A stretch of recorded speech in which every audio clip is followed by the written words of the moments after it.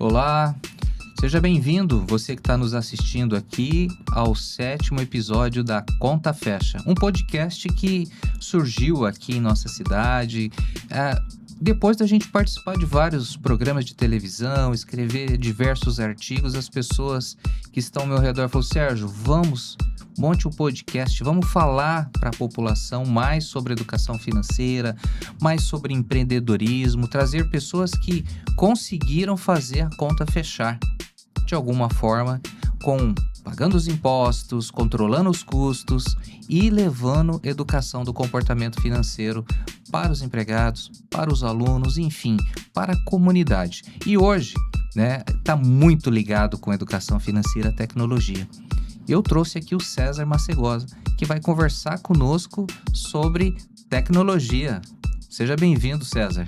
Obrigado, Sérgio. É um prazer estar aqui com vocês para a gente conversar um pouquinho sobre esse tema, que é muito atual, muito em vista por causa da inteligência artificial, Então, a gente vai estar conversando um pouquinho sobre tecnologia, sobre inteligência artificial nesse podcast de hoje. E assim, tecnologia, ela é começada a ser debatida em todo negócio atualmente, porque quando vai se falar em empreender, em fazer um modelo de negócio, planejamento, César? Começa a se pensar no RP, no controle, gestão financeira, e aí vem aquela dúvida, César? Que sistema, que plataforma, que RP utilizar, Exatamente, Sérgio. Essa é uma das primeiras perguntas, Mas muitas vezes o empresário está preocupado no todo, Ele começa a sonhar grande demais, Então, ele já pensa que o sistema precisa ser muito grande. E aí, muitas vezes, é onde mora o problema. Ele precisa usar um sistema que seja do tamanho que ele precisa naquele momento. E, às vezes, tem pessoas que vão lidar melhor até com a tecnologia um pouco mais antiga.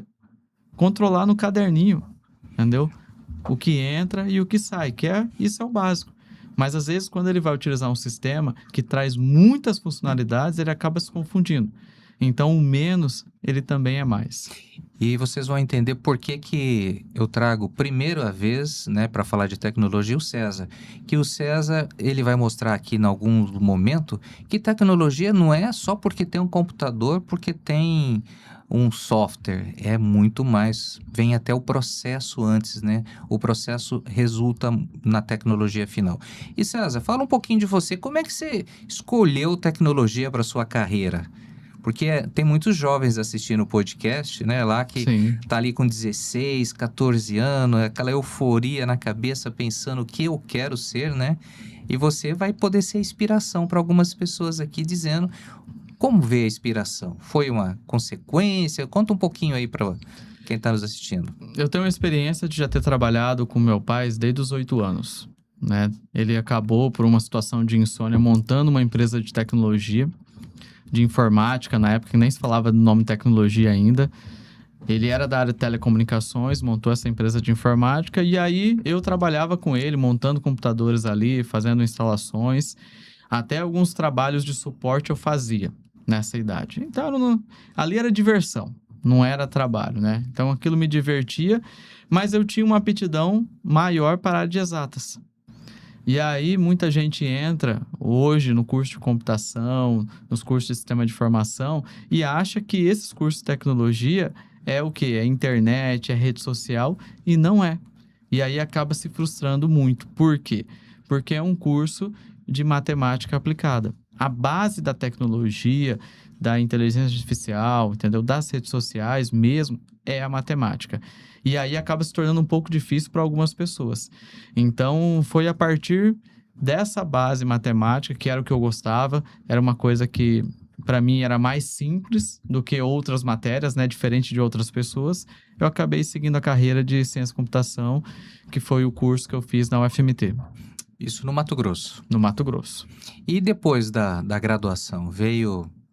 Conta um pouquinho mais a sua educação continuada. Eu sou cuiabano, então eu fiz o curso de computação em Cuiabá, mas aí acabou que ao formar eu tive uma oportunidade de se mudar para o Rio de Janeiro, que foi vivenciar a gestão de tecnologia da Enel. Hoje muita gente ouve falar da Enel, A Enel é a empresa que cuida da energia de São Paulo, mas na época não tinha os problemas que tem em São Paulo. Mas na época a gente cuidava de 40 usinas no Brasil, mais 3 projetos de energia eólica. E a partir dessa experiência que surgiu a partir de uma fraude na empresa. Então eu acabei assumindo com 22 anos o Brasil da Enel. E ali é muito aprendizado, né? Então foi um pouco de oportunidade, de sorte, mas também vontade e competência para buscar o conhecimento que era necessário. Então, essa bagagem começou a partir dali, depois passou por setor público também, tive um momento concursado, tive um momento que tive startup também, e depois empreendendo. Então, tudo isso culminou na experiência, na bagagem que eu trago hoje. Certo. Um projeto do tamanho da Enel, né, vamos dizer a palavra até monstruoso, né, de dimensão. Sim. E vem a calhar aqui, que esses dias eu trouxe um engenheiro aqui, o Diogo Rogel, você conhece ele. Sim. A energia desse porte, nesse nível de gestão, ela é quase tudo tecnologia, né? Muita tecnologia. E até tem um dado que pouca gente sabe, Sérgio. Muita gente fala na evolução da tecnologia, nas inovações no mundo. O mundo, ele só evolui se ele tiver energia. Então, existe um estudo que diz que o PIB de um país e o crescimento dele é diretamente proporcional à energia que ele produz. Então, assim, uma das coisas que as pessoas não sabem, né? Vamos trazer muita indústria para o Mato Grosso, por exemplo.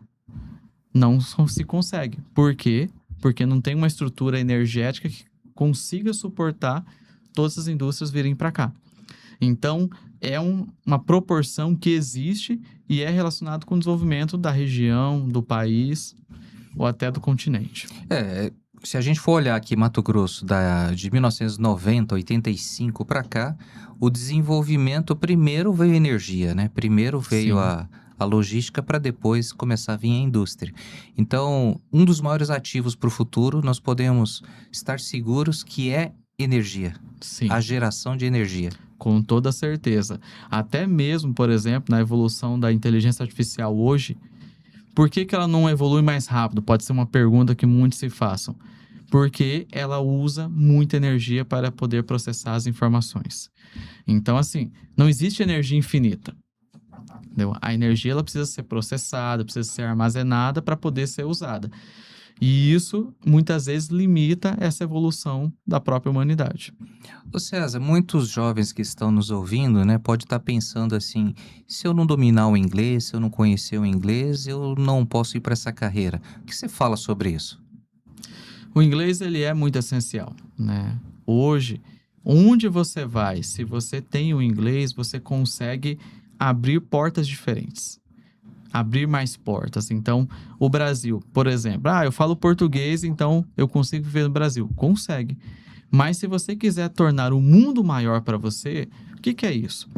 Às vezes a gente pensa que o mundo é o globo. E não é. O mundo é aquilo que está à nossa volta.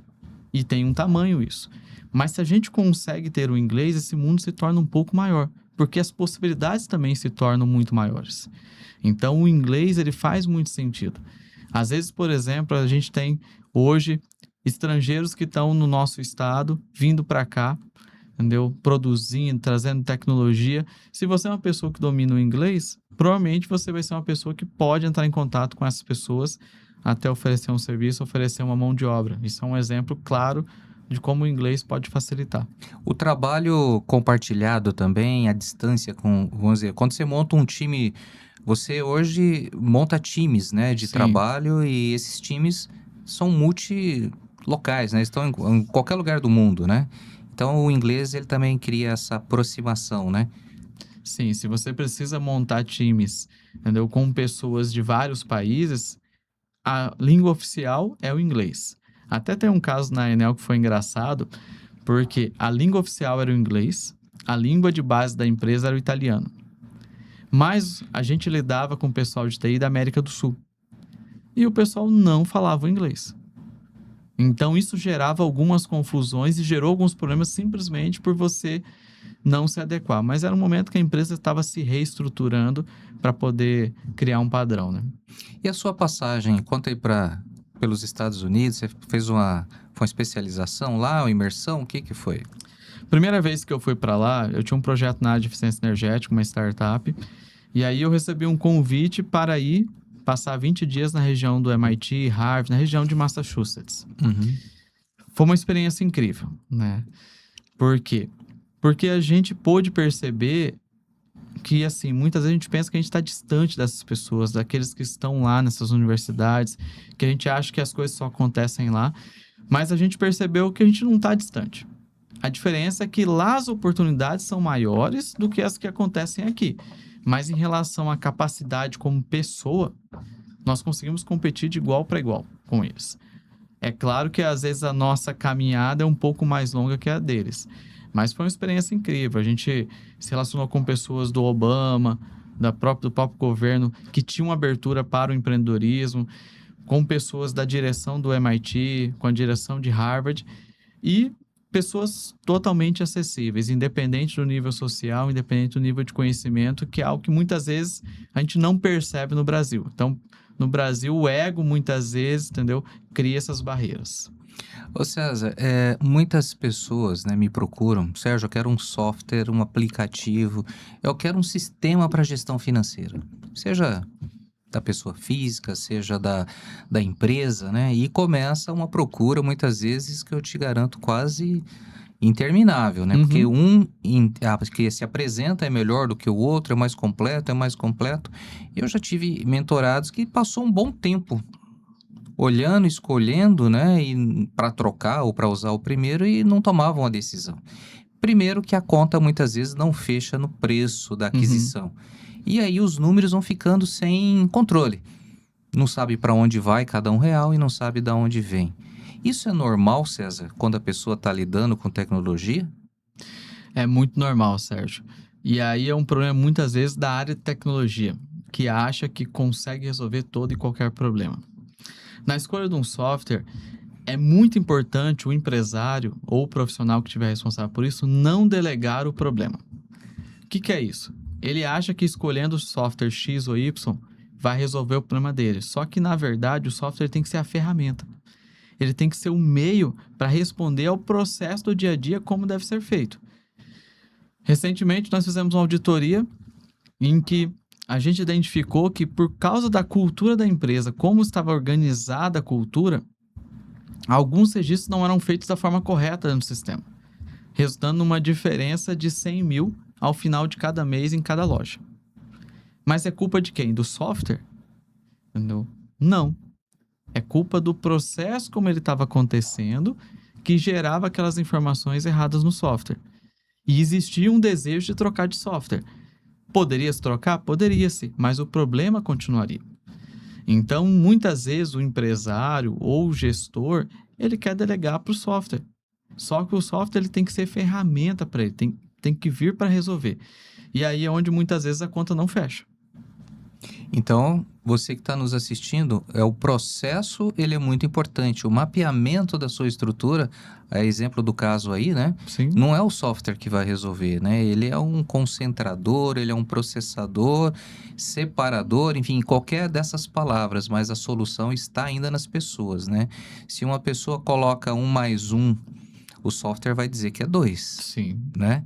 Mas se não colocou, não vai dizer. Não adianta. E muitas vezes você tem que dizer que a soma vai dar 2. Se você não disser isso para o software, entendeu? Ele vai usar o que ele tem de básico lá, que já está feito. Entendeu? E aí, quando o empresário pergunta, mas por que está dando 2? Ele tem que saber qual regra ele pôs lá.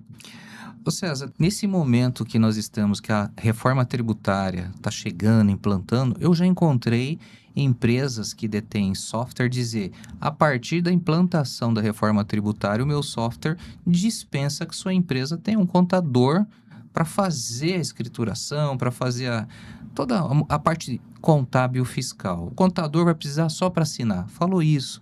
O que você me diz de um comentário desse?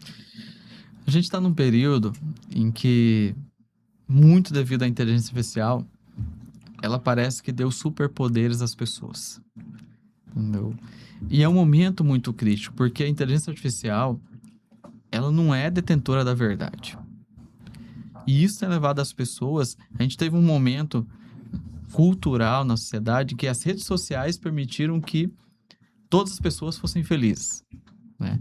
Agora a gente está num momento que, com a inteligência artificial, a gente acredita que todas as pessoas são super inteligentes. Isso é um risco muito grande.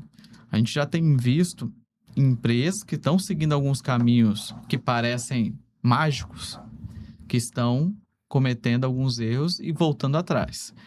Então, o primeiro alerta que a gente faz para os empresários, para os gestores, porque o empresário é o dono do patrimônio dele, né? Mais até do que ter todo o corpo de funcionário ali, é o patrimônio dele que ele está gerindo. Tome muito cuidado com as fórmulas mágicas. Historicamente, sempre as fórmulas mágicas deram errado, né? E isso ocorre muito por causa disso. Porque acredita-se que com a inteligência artificial a gente não vai ter mais problema nenhum na sociedade. E não é bem assim. Inclusive, eu não encontrei nenhum técnico realmente de desenvolvimento, nenhum engenheiro de software, ninguém que fundamenta essa tese. Eu só achei, por enquanto, até agora, gestor comercial. Né? Porque é tirar é igual dizer que o cirurgião na mesa não iria precisar mais. Porque a inteligência artificial iria fazer tudo. Não vejo isso muito perto ainda, não. Mas, falar de novo aqui, o César, ele tem uma passagem aí também no evento da Globo. Como é que foi isso daí? Você foi daqui de Cuiabá para lá num evento de tecnologia, inovação? Conta um pouquinho para todo mundo. Você se tornou campeão lá desse evento? Conta aí. A gente brinca até que a gente é ex-Big Brother, né? Mas 2 semanas antes de acabar o Big Brother Brasil, eu recebi um telefonema da equipe de tecnologia da Globo, fazendo um convite para participar de um evento, que é um hackathon que aconteceu dentro da casa do Big Brother Brasil, 1 semana depois de acabar o Big Brother Brasil. E aí o objetivo era reunir mentes da área de tecnologia do Brasil e fora do Brasil para poder desenvolverem soluções para a Globo. E aí acabou que nós desenvolvemos uma solução para o Globo Esporte, tempo real, e para o Cartola. Então, quem gosta de futebol, quem acompanha a Globo, o Globo Esporte, vai entender o que eu estou falando, que é o jogo da Globo, que para quem joga, gosta de jogar com os jogadores. O tempo real é para quem acompanha os jogos, então aquele sistema de ficar acompanhando os lances. E o Globo Esporte é o portal de notícias da Globo voltada para o esporte. E a gente desenvolveu a solução. Foi uma experiência muito rica. A gente criou várias amizades ali e a gente acabou se sagrando campeão, né? E aí, até isso é uma parte legal, que eu fui o único do Centro-Oeste que fui chamado para participar. Vamos lá. Legal, parabéns. E continua acontecendo essa... Não, acabou que muita coisa com a pandemia mudou bastante. Foi antes da pandemia, né? Foi antes da pandemia. Então, a gente divide o mundo agora entre antes da pandemia e pós-pandemia, né? Mas isso acabou, foram só 4 edições, e aí uma das edições a gente acabou sagrando campeão. A gente até está tentando realizar novamente lá dentro, esse evento, mas ainda tá meio difícil, eles não querem abrir mais a casa. Tá certo. Ô César, você já participou de vários desenvolvimentos, né? Como coordenador, como, sei lá, desenvolvedor, né? De vários aplicativos, Sim. né? De várias soluções, vamos dizer assim. Tem alguma que você gostaria de destacar, que teve repercussão nacional? Algum que foi case? Que pode até ter saído já, né? Mas que foi um case, você quer dar uma comentada, que se você puder? Teve uma solução que nós desenvolvemos, né? Para o setor de energia, para trabalhar comportamento no perfil energético, e que ela foi comprada pela Engie e pela Enel para ser usada dentro do sistema deles, e que ganhou um prêmio em Paris e na China como solução voltada para o contexto social energético. Então, essa foi uma solução que nós conseguimos desenvolver sem trabalhar com nenhum equipamento, só comportamento no setor de energia, né? E a gente teve outros também. Teve uma solução na área de beleza também que nós desenvolvemos, que se tornou durante 10 meses o aplicativo mais rentável do Brasil. Outro case também, que está para ser comprado agora pela Lelo, que é o Eats for You, que trabalhava conexão entre comida caseira, que é chamada de comfort food, com as pessoas, executivos em São Paulo e no restante do Brasil. E aí você falou de inteligência artificial, falou de desenvolvimento, né? Qual que é o grande segredo dessas soluções? É o desenvolvimento? Não é. Então, desenvolvedores que estão me ouvindo, o foco não é o desenvolvimento. O grande foco é você entender uma demanda de mercado, entendeu? Conhecer as pessoas que precisam e construir a solução adequada para o problema e para as pessoas que vão utilizar. A tecnologia é o menos importante. Por isso, até que hoje, com a inteligência artificial, muita gente se tornou, entendeu? Pô, eu vou construir o que for, vou ficar o próximo milionário, entendeu? Da família, e não é bem assim. Parecido com o desenho do Popeye? Parecido com o desenho do Popeye. Tá certo. Então, o César, para quem está chegando agora no podcast, nós estamos hoje aqui no edição número 7 do nosso podcast, A Conta Fecha. Estamos falando com o César Massegosa e eu convido você a curtir aí, né? Apertar o sininho para nos próximos episódios receber o sinal e também se inscrever no nosso canal, que isso nos ajuda. Inclusive, também você vai notar que, a partir de hoje, nós vamos fazer uma recomendação, César. Como educador financeiro, né, e um grande promotor que sou desde 2006 do ensino do comportamento da educação financeira, hoje eu vou fazer uma recomendação para todos que estão aqui. Vai estar o QR Code aqui embaixo, você pode olhar este livro, que é Aprenda a Falar de Dinheiro com Seu Filho. Né? Logo no início da idade, a criança precisa ser estimulada, né? Nós tivemos esse tabu, acho que eu tive, você teve, Sim. todos nós, de falar em família, falar de dinheiro, seja o do dinheiro do futuro, seja do dinheiro do presente. Então, assim, para os pais que estão procurando meios de como falar isso, tá aqui este livro. Quem quiser adquirir ele, tá o QR Code na tela. Ele é do meu amigo, Reinaldo Domingos, o mestre da educação financeira. Reinaldo Domingos é uma pessoa que está hoje presidente da Associação Brasileira dos Educadores Financeiros, a qual eu sou presidente aqui em Mato Grosso. Né? Reinaldo Domingos é o autor desse livro, onde tem embarcado aqui, não é só a escrita, César. Tem aqui 18 anos, né, de metodologia, de prática e principalmente o Reinaldo traz aqui para dentro uma tese de doutorado. Quer dizer, a metodologia que está aqui, ela foi experimentada, cientificamente comprovada. Então fica a dica de leitura. E, César, quantas crianças hoje estão tendo acesso à tecnologia logo muito cedo, né? Muito Muitas. cedo, né? Os aplicativos, tem criança que já nasce caçando a tecla. Sérgio, esse é um problema de psicologia e pedagogia. Eu acho que os professores aí estão perdendo os fios da cabeça, né? Porque, para você ter noção, né?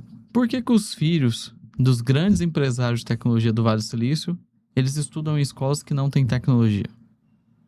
Será que existe alguma situação aí que a gente não está sabendo, né? Mas a realidade é que a tecnologia, se ela não for bem utilizada, ela prejudica o desenvolvimento da criança.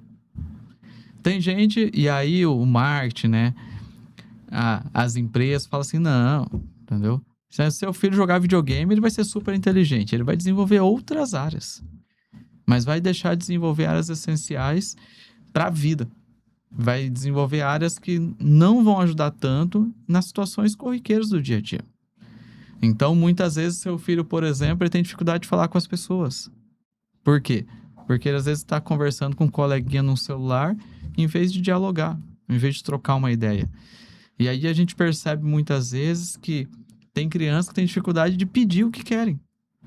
Entendeu? Por quê? Sabe escrever, sabe teclar, mas dialogar é algo difícil. Então a gente está num momento que a tecnologia está atrapalhando o desenvolvimento das crianças, dos adolescentes. E a tecnologia do uso, da disponibilidade, ela é muito maior do que a tecnologia do controle, né? Porque também existe a tecnologia do controle. A saída seria essa, né? Tudo no seu tempo, né? Há hora para tudo dentro das 12 horas disponíveis, né? A criança tem o horário do estudo, tem o horário da alimentação, tem o horário da diversão, do esporte, né? Então, assim, acho que os pais, essa seria uma dica? Eu acho que até para fazer uma analogia, Sérgio, você como educador financeiro, acho que vai poder colaborar muito bem com essa analogia, né? Se você pegar uma criança ou adolescente, pôr um monte de dinheiro na mão dela, entendeu? Ela vai acabar gastando aquilo ali porque ela não sabe ainda o que fazer com aquilo se ela não tiver uma consciência do que aquilo realmente é. entendeu? A mesma coisa acontece com a tecnologia. Se você deixa o celular na mão, entendeu? De uma criança o dia inteiro para, de certa forma, deixar ele tranquilo, deixar ele em paz, para não te perturbar, que muitas vezes o pai pensa isso, né? Você acaba delegando a educação e a criação. Então, você fica sujeito a ele estar se desenvolvendo, aprendendo o que ele está vendo ali. E a gente sabe que os algoritmos, por mais que existam processos judiciais, governos olhando, e não é só o governo brasileiro, é o governo do mundo, tentando conduzir a internet a ser melhor, não é dessa forma que acontece. Sim, eu acho que falando da forma que a gente está colocando a tecnologia, poderíamos ir para uma coisa até muito simples, né? É igual roupa, né? Se for pensar, em cada ambiente, em cada local do dia que você está, você precisa de um tipo de roupa, né? Sim, E vai trocar e vai vestir. Acho que a tecnologia é isso, em cada momento do seu dia, né? Não dá para sentar na mesa para almoçar e ficar trocando mensagem, né? sim. Então, voltando aqui, se você acabou de chegar, nós estamos hoje no podcast A Conta Fecha, o 7º episódio. Estamos com o César Macegosa, especialista, né? Uma pessoa aqui que trouxe agora aqui para o programa explicando, né? Uma vivência que ele possui fantástica. Fala um pouquinho também para mim sobre a sua experiência como professor. Como é que foi esse momento dentro de sala de aula, você teve um momento enquanto aluno, agora professor, e é na área da tecnologia, quando você serviu a... Sim, Sérgio, eu já tenho, acho que já vai para uns 12 anos de sala de aula, né? Eu acho que dar aula é muito prazeroso, né? Tem professor que fala assim, poxa, mas é muito estresse, entendeu? Você tem que ficar cuidando dos alunos. Eu ouço muito disso daqueles professores que querem ter o controle da sala de aula. Eu acredito que, pelo histórico de experiência, de prática, de teoria, eu sempre consegui conduzir as aulas mostrando a teoria, mas também mostrando a prática de como aquela teoria se relaciona com a prática. Então, isso ajudou muito. Então, a sala de aula sempre foi muito prazerosa. E até em momentos assim, poxa vida, mas como que você consegue prender a atenção dos alunos? Traz problema difícil, traz problemas gostosos que eles gostem de resolver, que aí eles vão ficar assim, pô, não é tão fácil, não é só você pesquisar, não é só você colocar na inteligência artificial que eu vou conseguir resolver. E isso atiça eles. Então, sempre essa participação, esse envolvimento de você trazer uma... Aí, se a gente trouxer na pedagogia sala de aula invertida, metodologia baseada em problemas ou metodologia baseada em projetos, isso ajuda a tornar as aulas mais interessantes. Então, é uma das formas que a gente faz. Gosto muito disso. Pena que no Brasil não é tão valorizado como em outros lugares, né? Porque a formação dos professores, os que passaram pela minha vida e sempre como eu posso contribuir na vida dos demais alunos que eu tenho, sempre é relevante e imprescindível. Eu tenho uma experiência com o César, né? Nessa área, né? A gente já teve projetos junto, um deles foi o Laboratório de Negócios, Sim, onde parecia muito semelhante. O Laboratório de Negócios era como uma academia, né?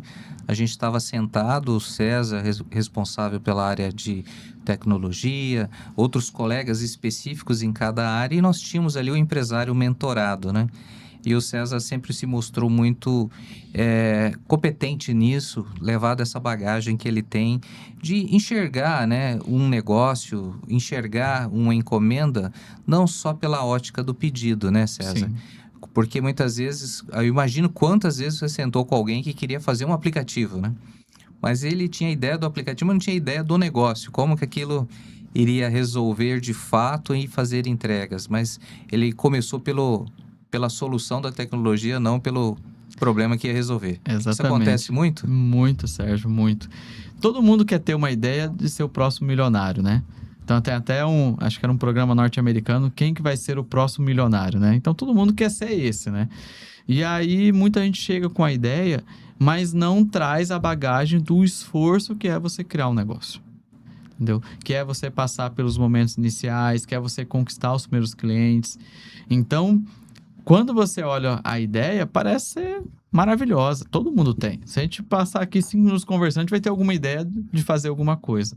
Mas o processo de construir, ele é um processo mais árduo e mais moroso.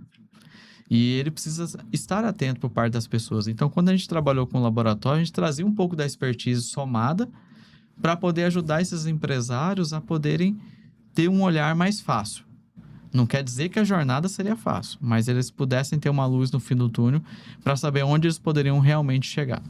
Ô César, nos cursos de pós-graduação que você já esteve, né, especialização, a qual você já me convidou também para, sei lá, um avaliador das pessoas, né, que estavam lá na banca, tudo mais, e você já passou por diversos, né? Tem algum projeto que nasceu dentro de uma pós-graduação, que nasceu dentro de uma especialização que você lembra, assim, que é um momento de nascimento de projetos de tecnologia? Agora eu não me recordo, Sérgio. Não digo que seja um momento de nascimento, né? Eu acho que... Porque ali, aquele momento aflora, né? Eu lembro que a gente senta ali para ouvir o que a pessoa está falando sobre aquele trabalho que ele fez de pesquisa, né?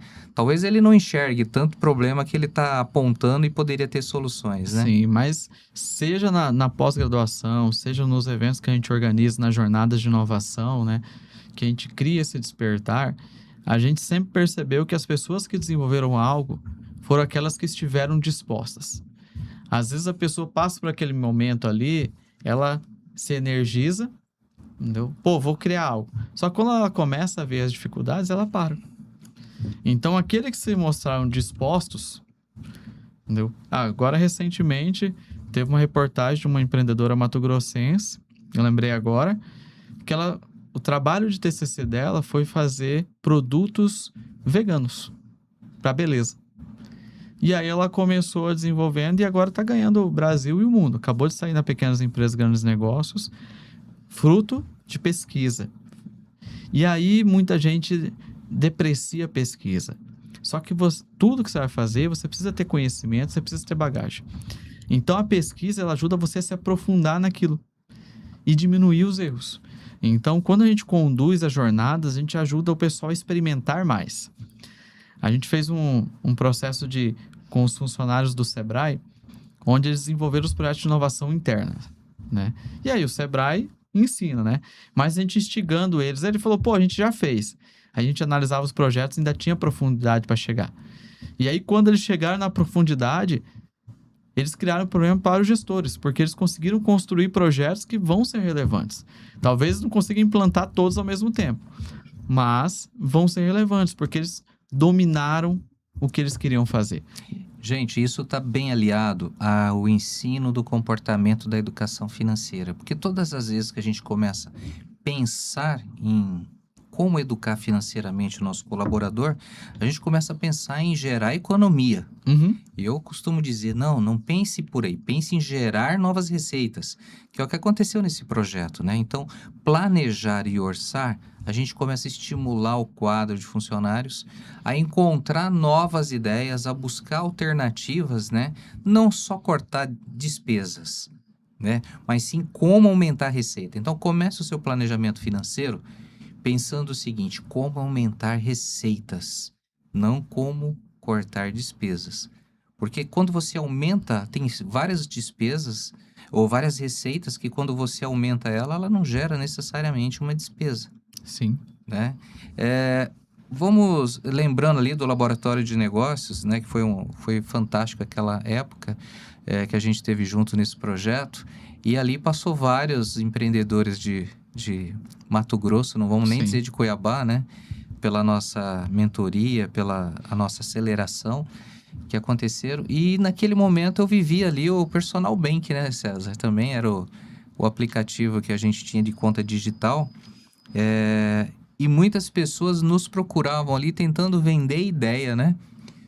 É uma coisa que eu queria que você comentasse um pouco com quem está nos assistindo, sobre esse momento que a pessoa tem uma ideia e ela já pensa em monetizar só porque é uma ideia. Qual a dica que você daria para quem tem uma ideia e acredita muito nela e já está pensando que ela tem valor só por existir? Tem uma máxima no mercado que pouca gente conhece, né? Mas é bom falar que ideia não vale nada.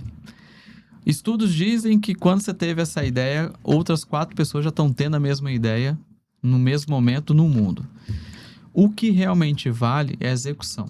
É você executar e fazer acontecer. Porque a execução, aí você pode falar assim, mas duas pessoas que tiveram a mesma ideia, no momento que vão executar, vão ter execuções diferentes. Porque tem bagagem diferente, tem experiências diferentes.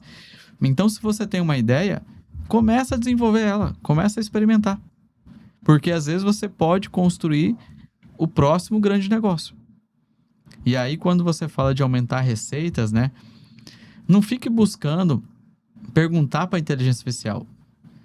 Entendeu? Nós somos seres inteligentes, somos seres criativos. Use o que você tem, se você acreditar em Deus, o que Deus te deu, entendeu? Que é ouvido, é nariz, é observar, entendeu? Então, use suas habilidades para você observar o mundo. Por quê? É no seu entorno que aquele negócio vai florescer. E às vezes o que florescer no seu entorno, para outra pessoa não vai dar certo. Então, tem características que são pormenores que fazem a diferença num negócio. Então, a grande dica é, não tenha medo da sua ideia, entendeu? Busque ajuda para você poder executar ela o mais rápido possível. Aí, então quem tem uma ideia, né, muitas vezes todo mundo já pensa na tecnologia, na solução, no aplicativo, num software, né? Então, se você tem a ideia, exercite ela, execute ela no menor nível possível. Inclusive, César, você falou sobre pesquisa, né? Existe o setor no Brasil hoje que é de minérios, né? Uhum. A maior parte do investimento acontece na pesquisa, né? E os grandes projetos que deram certo no Brasil, e tem vários nomes, até na região aqui, nossa, de Mato Grosso, tem vários exemplos de sucesso nesse setor de mineração, que é água, que é calcário, que é minério precioso, que é manganês, enfim, vários tipos de minérios. Começa com a pesquisa, né? Sim. E em tecnologia, essa pesquisa ela acontece em que momento ali? Ela vai, quando traz a ideia, traz o problema, aí em que momento que é o investimento da pesquisa? Fala para nós um pouquinho. Se você está trabalhando numa ideia, você precisa se aprofundar no problema. Precisa entender ao máximo ele para poder dominar. Se a gente fala de tecnologias, aí você precisa entender o que pode ser usado. Muitas vezes é você experimentar o que já existe para ver se faz sentido o uso daquela tecnologia, se não é buscar. Então, por exemplo, hoje está se falando muito sobre a inteligência artificial generativa, ou também chamada de ChatGPT, Gemini, Claude, entendeu? Que é a inteligência artificial generativa. Mas eu já ouço falar dessa mesma tecnologia desde 2015. Então, quando eu estava lá no MIT, eu participei de uma apresentação dessa mesma tecnologia.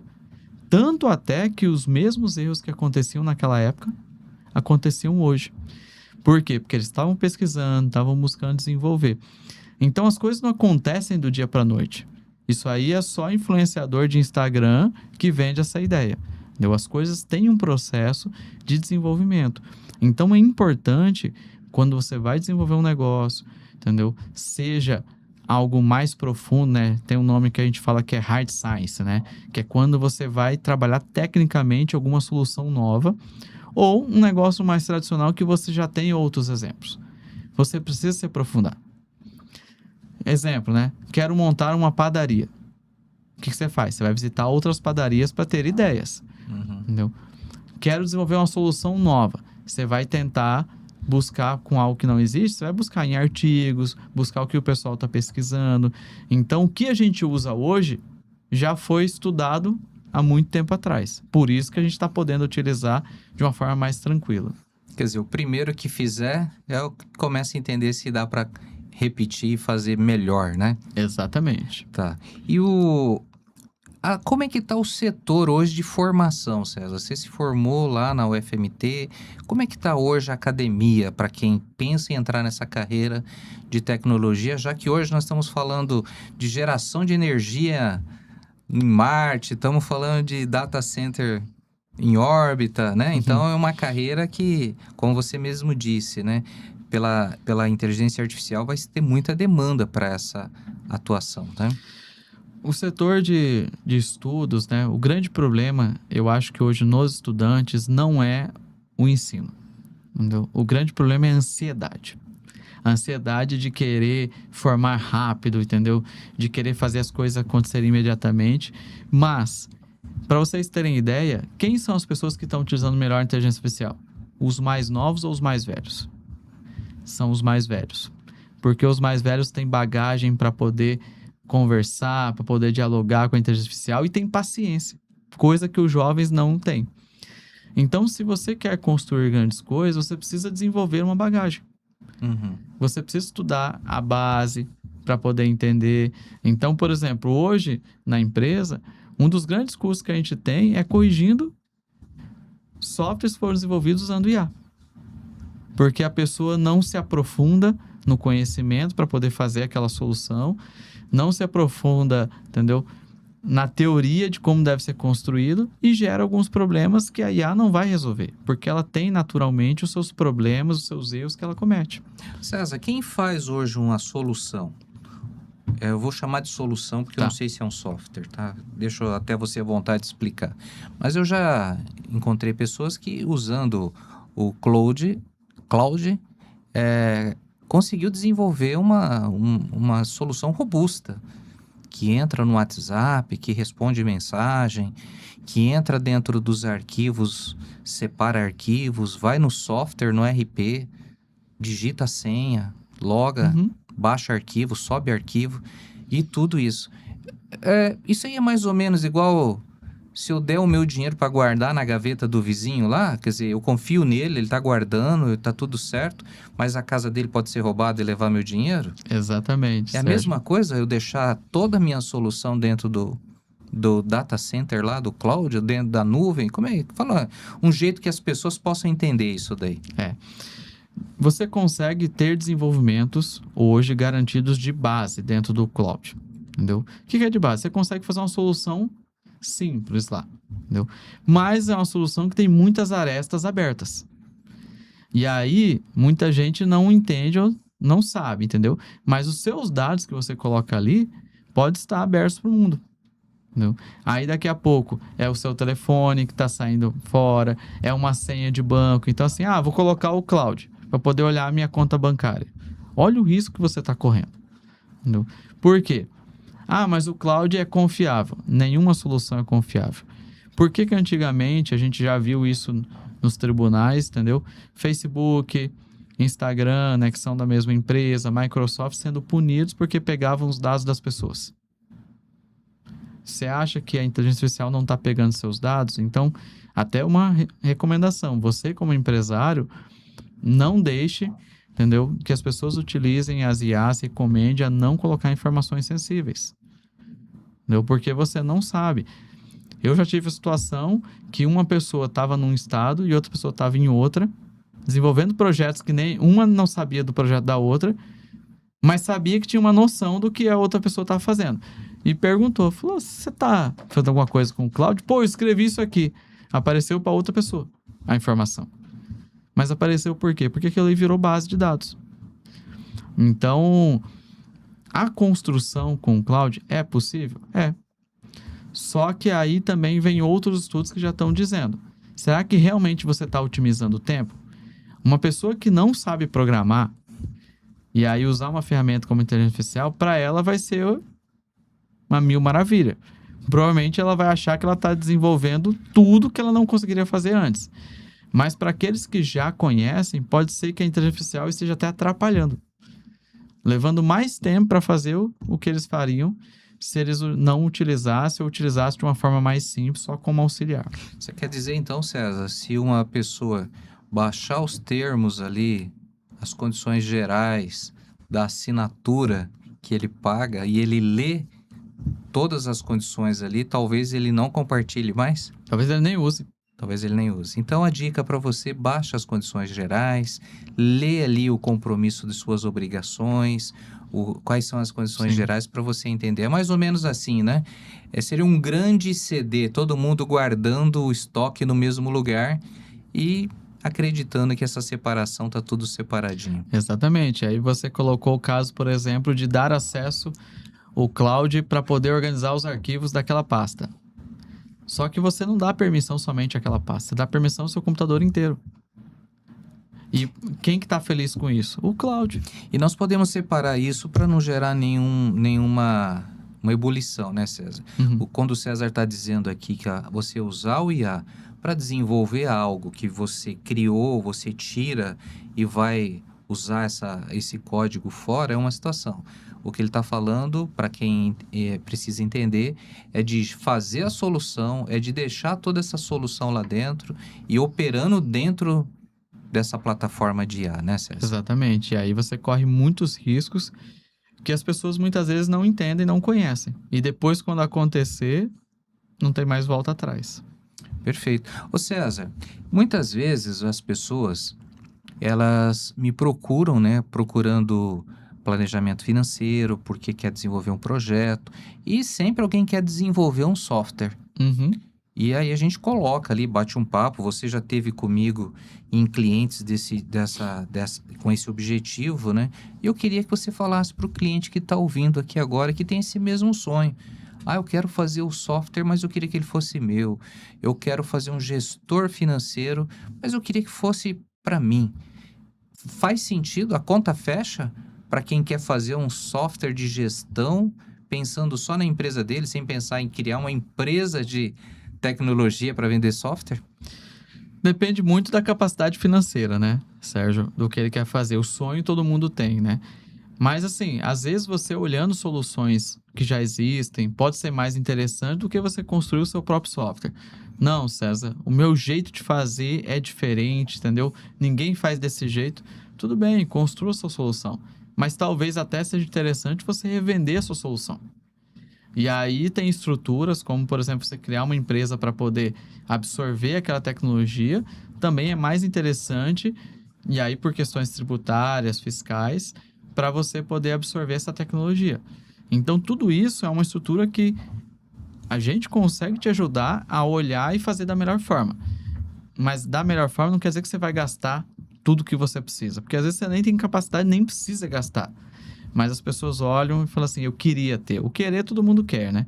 Mas às vezes não é poder. Estou aqui com César Macegosa, vou chamar ele aqui de um engenheiro, né? Dessa área de tecnologia. Então, você que pensando em construir algo que envolva tecnologia, software, aplicativo, faz sentido bater um papo com César para ele interpretar, porque olha só o que ele falou aqui agora, hein? Se você quer desenvolver algo em tecnologia, avalia, porque dependendo do que for, você viver ele e customizando com as questões legais que vêm tributárias, ou melhor, até diariamente tem mudança, Sim. né?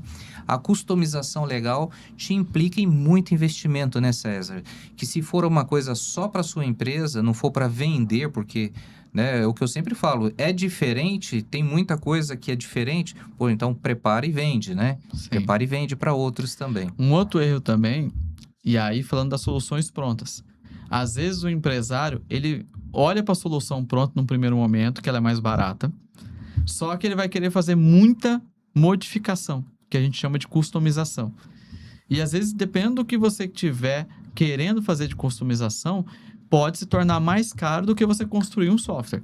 Então, um olhar clínico da gente é podendo analisar a situação para se adequar. Isso aí, gente, todos já devem ter tido essa experiência, que você liga lá pro rapaz da TI da sua empresa lá, que cuida da TI da empresa e fala, eu tô querendo criar um botão aqui, tô querendo... Isso. Ele vai te chamar assim, eu preciso de horas técnicas, é isso que o César tá falando. Talvez o investimento em horas técnicas para mudar algumas coisas depois de pronto é muito mais caro. E cabe uma pergunta agora, César. A empresa fez o software dele próprio, não importa, um aplicativo. Tudo que ele não preveu do projeto de criação, no futuro, dá para adicionar novidades ou ele é mais fácil voltar do zero, fazer tudo de novo? Depende da construção, Sérgio. Entendeu? Aí entra numa seara de tecnologia que depende da tecnologia que você escolheu, depende das tecnologias, né, que foram escolhidas que podem afetar ou não essa decisão. Mas a maioria dá para você evoluir, continuar construindo. Geralmente os problemas que ocorrem é em contratos, entendeu? Em negociações, que esbarram nessa possibilidade de você continuar construindo. Entendeu? Então, às vezes você fez um desenvolvimento, paguei barato. Aí, quando você vai ver o contrato, o software não é seu, você não pode continuar desenvolvendo ele. Se você quiser o código, você precisa pagar mais tanto, né? Então, no outro também, se você modificar, você vai estar alterando a solução inicial. Então, às vezes, aí o cara coloca um sobrepreço muito alto para poder fazer qualquer alteração.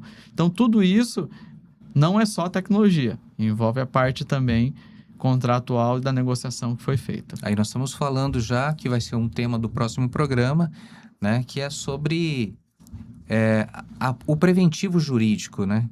Vai se negociar um contrato, tem que ter as prevenções jurídicas. Sabe a porta de entrada, a porta de saída?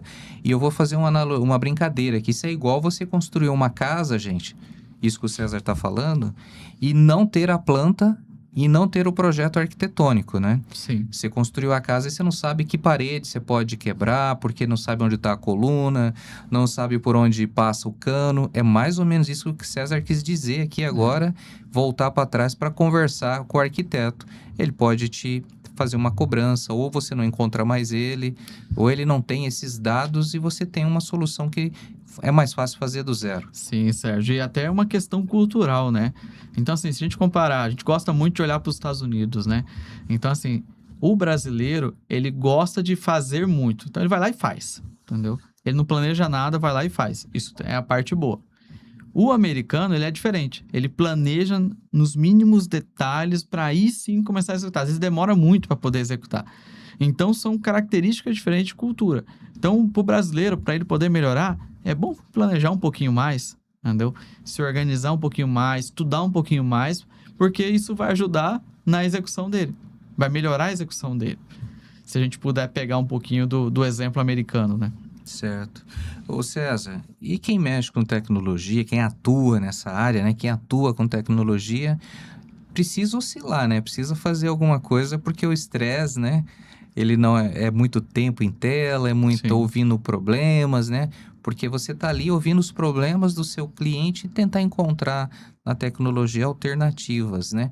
Não é só no comércio, tá, gente? A tecnologia na área médica, na área de energia, em todas as áreas que o César está envolvido.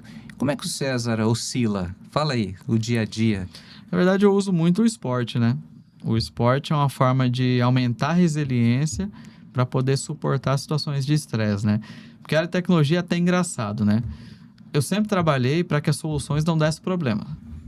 Nenhum problema. Então, assim, eu não sou o tipo de, como desenvolvedor, como pessoa da área de tecnologia, que construa a solução para ficar dando problema para a pessoa ficar amarrada a mim. Então, a solução minha é para não dar problema. Mas no dia que dá problema, aí é o caos, entendeu? Instaurado. Então, a gente sempre se prepara para poder estar esses momentos da forma mais tranquila possível, entendeu? Porque a gente tem que focar em resolver o problema. Não tem outra solução, entendeu? O cliente vai chiar, vai estressar, fala, preciso que resolva. Eu sei. E a gente tem que correr atrás de solução o mais rápido possível, né? E isso era uma situação muito legal que a gente tinha junto lá no laboratório de negócios. A gente começava dizendo para o nosso cliente, né, que tudo que a gente fizesse por ele, do projeto, a gente deixava a chave com ele quando a gente terminasse, da porta, né? Sim. De entrada e de saída. Porque que é até uma grande dica que eu dou em assessoria e consultoria que você for contratar, eu tô nessa área, eu tô há 33 anos em finanças, né? O César me conhece, várias pessoas que estão assistindo me conhecem, e a gente, nesse tempo todo, sempre que a gente estava fazendo algo pelo nosso cliente, seja pessoa jurídica ou pessoa física, a gente dizia, nós vamos terminar isso e te entregar a chave. Você vai saber a porta de entrada e saída para você sair a hora que você quer. E esse ponto é um grande valor que o César tem em tecnologia, né? De deixar isso com o cliente para que ele encontre, que revele. Se ficar algo sem dizer, é porque ficou esquecido, mas é para se traduzir tudo, né, César? Exatamente. A gente sempre trabalha nos planos A, B, C, entendeu? Para poder deixar a pessoa tranquila. Mas a gente sabe que em determinados momentos... Então, assim, a internet está funcionando. Ninguém lembra da área de tecnologia. No dia que a internet da empresa cair, eles vão lembrar da área de TI como se nunca houvesse o amanhã, entendeu? E nós estamos concluindo aqui o nosso tempo. Esse é um tema que a gente poderia falar muito mais ainda. Vai ter outras oportunidades, César. Nas descrições aqui do canal, logo embaixo, você vai ver todos os contatos para encontrar o César Massegosa, para conversar, para contratá-lo para uma palestra, que ele faz muitas palestras, né, na área de inovação, na área de tecnologia pelo interior e até para fora aqui do nosso estado. E eu vou deixar agora você fazer suas considerações finais, César. Algum projeto, algum convite que você tenha para fazer para a nossa audiência de algo que está acontecendo, vai acontecer. Fica à vontade. Eu deixo minhas redes sociais que vão estar aí, né? Final do mês a gente está indo para São Paulo. A gente vai estar apresentando 3 cases que a gente desenvolveu aqui no estado. Um com o Sebrae, nesses projetos corporativos de inovação. Outro com o Sicredi no Show Safra, e um terceiro com o governo do estado de Mato Grosso nos projetos de hackathon que eles fizeram, que foram conduzidos por nós. A gente vai estar apresentando lá na Link School. Então, houve esse convite para a gente apresentar esse case de como que a gente desenvolveu inovação com essas entidades, né? Então, se você estiver lá por São Paulo, é uma oportunidade de visitar e conhecer não só a Link School, que é uma referência como escola empreendedora num nível universitário, mas também a oportunidade de nos conhecer e trocar uma ideia, né? Fora isso, a gente está sempre aí fazendo algumas palestras sobre inovação, sobre inteligência artificial, sobre tecnologia, de uma forma didática, de uma forma simples, para que as pessoas entendam e desmistifiquem os mistérios da tecnologia, né? Vamos deixar assim.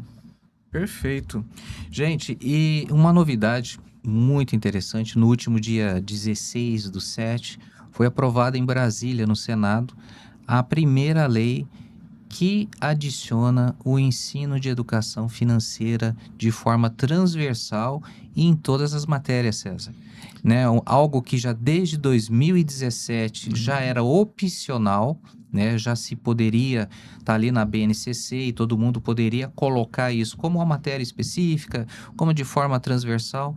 No último dia 16/7, foi aprovado uma proposta de lei no Senado, já passou pela Câmara, aprovou no Senado, mas teve uma revisão da relatora. Ela botou alguns itens e isso volta para a Câmara. Mas é um grande ganho da educação financeira no Brasil. Eu, como presidente estadual da ABFIN, a ABFIN, Associação Brasileira dos Educadores Financeiros, tem muito a comemorar esse mês, que é esse projeto de lei que prosperou, está aprovado no Senado, passa por uma pequena revisão e deve ir para o presidente da República para ser sancionado. Educação financeira vai ser adicionada em todas as matérias. Dá esperança para o Brasil, né? Esperança para o Brasil, porque a partir do momento que nós estamos com uma criança estudando geografia e entendendo o valor do calcário, o valor do ouro, o valor da areia, quer dizer, porque aquele é o momento, ele vai passar ali 9 anos debruçado sobre aquelas matérias e por que não falar de finanças, né, César? Sim. Então tem muito a comemorar, fica a dica do livro, tá os contatos do César, né? E quem tiver ideias e envolve tecnologia ou tem dúvidas, já tem tecnologia, mas tem dúvida, convide o César, eu assino embaixo, ele é uma pessoa que consegue te dar uma nova visão. Obrigado, César, obrigado, audiência, até o próximo episódio.